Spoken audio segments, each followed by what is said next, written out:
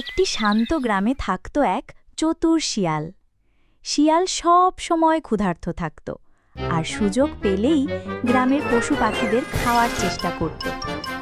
সেই গ্রামেই ছিল এক মোরগ, যে সকালে ডাক দিয়ে সবাইকে জাগাত। মোরগটা সাহসী হলেও শিয়ালকে ভীষণ ভয় পেত।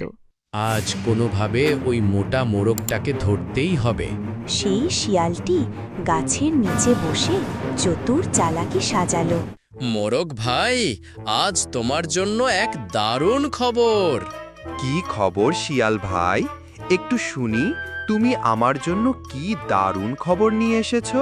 রাজা ঘোষণা করেছে, এখন থেকে সব পশু পাখি মিলেমিশে থাকবে, কেউ কাউকে খাবে না। তুমি নেমে এসো, আমরা একসাথে উদযাপন করি। বাহ শিয়াল ভাই, এ তো বেশ ভালো খবর।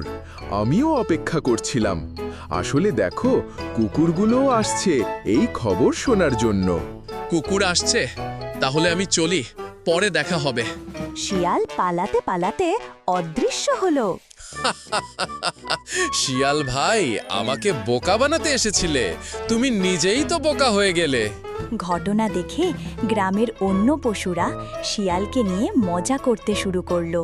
তারা বলতে লাগলো, বুদ্ধি দিয়ে শক্তিশালী শত্রুকেও হারানো যায়। এই গল্পের মূল শিক্ষা হলো, কেবল চালাকি দিয়ে সব সময় জয় পাওয়া যায় না। শিয়াল যতই চালাকি করুক, মোরগ তার বুদ্ধি আর সতর্কতা দিয়ে তাকে হারিয়েছে। তাই জীবনের শক্তি নয়, বুদ্ধি আর সতর্কতাই সবচেয়ে বড় অস্ত্র। সততার সাথে চিন্তা করলে বড় শত্রুকেও পরাজিত করা সম্ভব।